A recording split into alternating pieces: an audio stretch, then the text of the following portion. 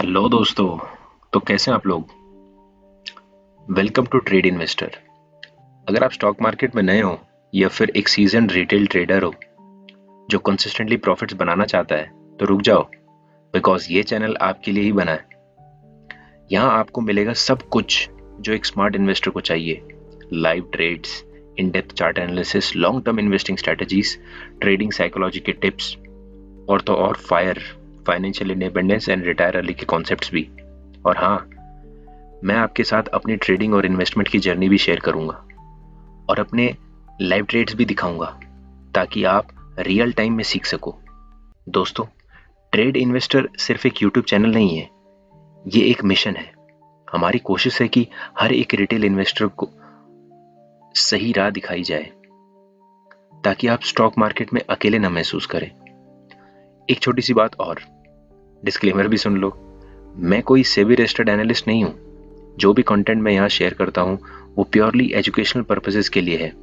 कोई भी financial decision लेने से पहले अपनी रिसर्च जरूर करें या फिर किसी सर्टिफाइड फाइनेंशियल एडवाइजर से सलाह लें। आपकी इन्वेस्टमेंट डिसीजंस आपकी अपनी जिम्मेदारी है। अगर आप भी इस नॉलेज और ग्रोथ के सफर में का हिस्सा बनना चाहते हैं तो देर किस बात की। इस वीडियो को लाइक करो, शेयर करो उन सब दोस्तों के साथ जो स्टॉक मार्केट में नए हैं या सीखना चाहते हैं, और सब्सक्राइब करना मत भूलना ट्रेड इन्वेस्टर को। वो जो बेल आइकन दिख रहा है उसको भी दबा देना ताकि कोई भी इंपॉर्टेंट अपडेट मिस ना हो। मार्केट के नए सोल्जर नहीं, स्मार्ट सोल्जर बनो। तो चलो शुरू करते हैं।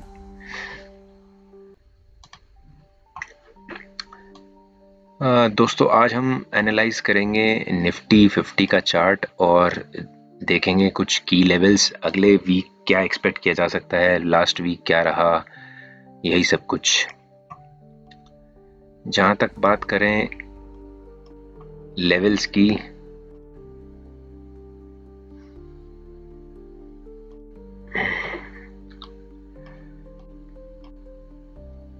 मोटे तौर पर अगर आप देखें तो लास्ट ईयर सितंबर से निफ्टी ने करेक्ट होना स्टार्ट किया और निफ्टी इस साल अप्रैल तक 17% गिर चुका था।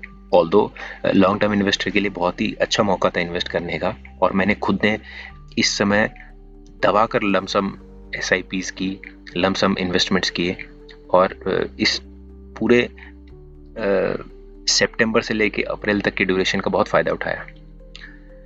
अब 17% करेक्ट होने के बाद, जबकि मैं हमेशा आपको कहता हूं अगर सारे EMAs, सारे मेजर EMAs एक पर्टिकुलर रेंज में ट्रेड कर रहे हैं तो उसका मतलब है कि वहां पर कंसोलिडेशन हो रहा है और किसी भी एक साइड का मूव जो है बहुत ही रैपिड आ सकता है।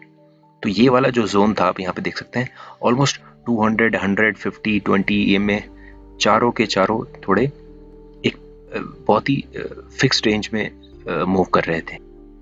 और जैसे ही यहां से निफ्टी ने ब्रेकडाउन दिया, 7 अप्रैल को एक निफ्टी बहुत ही मेजर गैप डाउन के साथ खुला और उसके बाद 4 से 5 सेशन के अंदर दोबारा 200 EMA रिक्लेम करते हुए निफ्टी ने एक ब्रेकआउट दिया। और ये जो चैनल था जहां पर निफ्टी कंसोलिडेट, जहां पर निफ्टी करेक्ट हो रहा था, इस चैनल को ब्रेक करते हुए निफ्टी ने ऊपर की मूवमेंट स्टार्ट करी।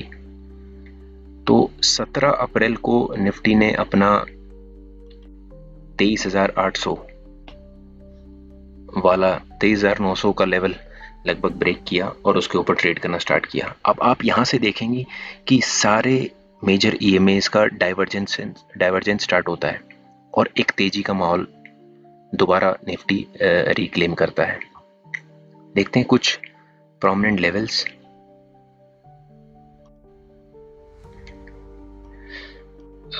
ये ड्राइंग्स देख के घबराइएगा नहीं, मैं आपको इनका लॉजिक बताता हूं अभी। तो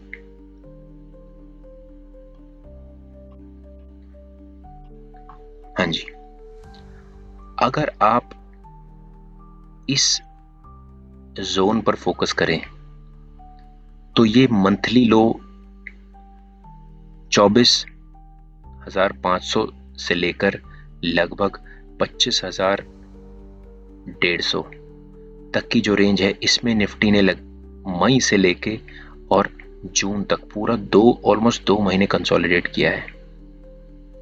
13 मई से लेके 12 मई से लेके और 23 जून तक लगभग 2 महीने कंसोलिडेट करने के बाद निफ्टी ने इस चैनल को ब्रेक किया और ऊपर की मूवमेंट स्टार्ट करी। तो ये जो कंसोलिडेशन यहाँ पर हुआ है ऑलमोस्ट 1 महीने का, और इसमें बहुत सारी अनसर्टेनिटीज भी आई। इसमें ऑप सिंदूर आया, इसमें इजराइल और ईरान की टेंशन जो है वो अभी भी चल रही है ऑन डेली बेसिस। तो इस रेंज में कंसोलिडेट होने के बाद निफ्टी ने अपना ऑल टाइम हाई को रिक्लेम करने की जर्नी दोबारा रिज्यूम करी। अब इस चैनल का जो बेस है वो पिछले मंथ का लो है, यानी 24,500, और इस चैनल का जो हाई है वो पिछले वीक का भी हाई है, जो है 25,136। तो इस यहां पर कंसोलिडेशन के बाद निफ्टी ऊपर चला और निफ्टी ने फ्राइडे को लो बनाया 25,500 और हाई बनाया 25,650। अब आगे क्या? अब क्योंकि आगे पिछले 1 महीने में, बल्कि 3 से 4 महीने में कोई भी चार्टिंग टेरिटरी नहीं है। लास्ट जो हमें एक क्रिटिकल लेवल दिखाई देता है वो है निफ्टी का ऑल टाइम हाई 26,277। और जैसा कि आप सबको पता है कि कोई भी राउंड फिगर एक बहुत ही बड़ा साइकोलॉजिकल लेवल होता है, तो उस चीज को मद्देनजर रखते हुए मैं 26,000 का लेवल जो है वो एक बहुत ही क्रिटिकल लेवल मानता हूं। तो रेंज बनती है हमारी 26,000 से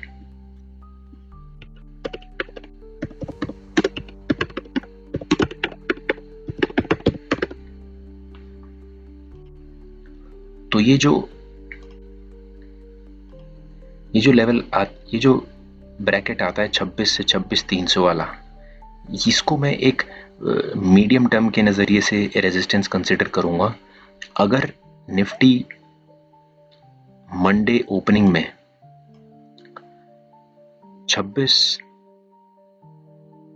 अगर निफ्टी मंडे क्लोजिंग बेसिस पे 25,600 का लेवल होल्ड कर जाता है, 25,650 का लेवल होल्ड कर जाता है, तो कोई डाउट नहीं है कि अगले वीक के खत्म होते होते निफ्टी इस रेजिस्टेंस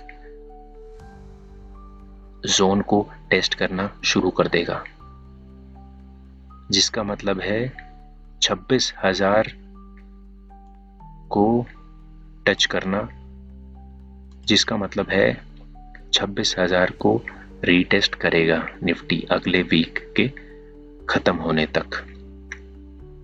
ये था सिनेरियो 1।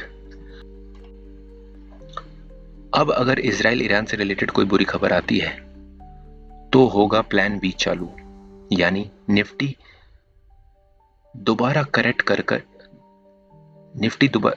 अब अगर इजराइल ईरान से रिलेटेड कोई और बुरी खबर आती है तो हो सकता है निफ्टी दोबारा करेक्शन दिखाए और जिस कंसोलिडेशन चैनल में वो 1 महीने घूमा है उसका टॉप यानी 25,150 या 25,200 उसको वहां पर सपोर्ट लेके दोबारा इस 25,650 के लेवल को दोबारा ब्रेक करें। हालांकि मेरा P1 रहेगा 26,000 को टेस्ट करने का लेवल और P2 रहेगा 26,200 को से सपोर्ट लेके वापस आने का।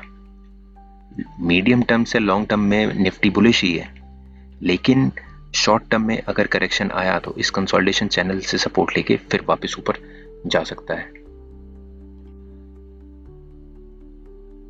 इस चीज को कंफर्म करने के लिए या थोड़ा डेटा एनालाइज करने के लिए चलिए चलते हैं ऑप्शन चेन पर। ऑप्शन चेन क्या कहती है? तो ये आ गए हम निफ्टी की ऑप्शन चेन। 3 जुलाई में टाइम बचा नहीं है, तो लेट्स सी 10 जुलाई।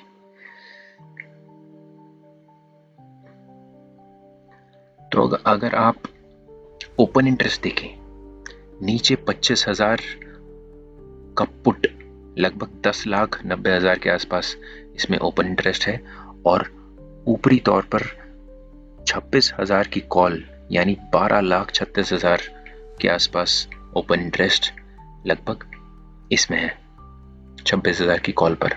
तो मोटा मोटी लेवल्स वही आ रहे हैं, ऊपर से 26,000 और नीचे से 25,150 या 25,000। अब मेरे उन रिटेल ट्रेडर दोस्तों के लिए कि अगर अगले वीक पोजीशन बनानी पड़ी निफ्टी में तो क्या ब्रैकेट रहना चाहिए। तो मेरे हिसाब से अगर अगले वीक के लिए कोई पोजीशन बनानी है तो 26,000 से नीचे और 25,000 के ऊपर मैं कोई पोजीशन नहीं बनाऊंगा, बिकॉज हम हैं ऑप्शन सेलर, हम हैं इंश्योरेंस प्रोवाइडर। हम इंश्योरेंस प्रोवाइड करेंगे 26,000 के ऊपर का या 25,000 के नीचे का। मैं अभी पर्टिकुलर F&O स्ट्रेटजीज में नहीं जा रहा हूँ। मैं अपने पर्सनल लेवल पे क्या कर रहा हूँ उस सीरीज पे भी हम आएंगे। मैं अभी आपको कोई स्पेसिफिक स्ट्रेटजी नहीं बता रहा हूँ, मैं सिर्फ एक ब्रॉड रेंज बता रहा हूँ कि किस रेंज के अंदर मैं इस समय काम करना नहीं चाहूँगा और मेरी सेफ्टी जोन क्या होगी।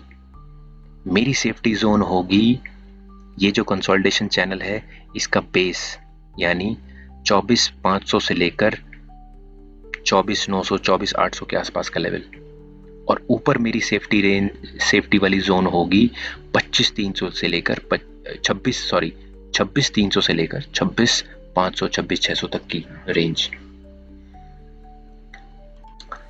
आइए एक बार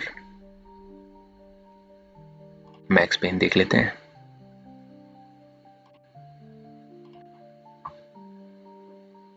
तो अगर मैं डालूं 10 जुलाई की एक्सपायरी के लिए, यहाँ पर मैक्स पेन आपको दिखाई दे रहा है 25,500 यानी 25,000 और 26,000 के बिल्कुल बीच का लेवल।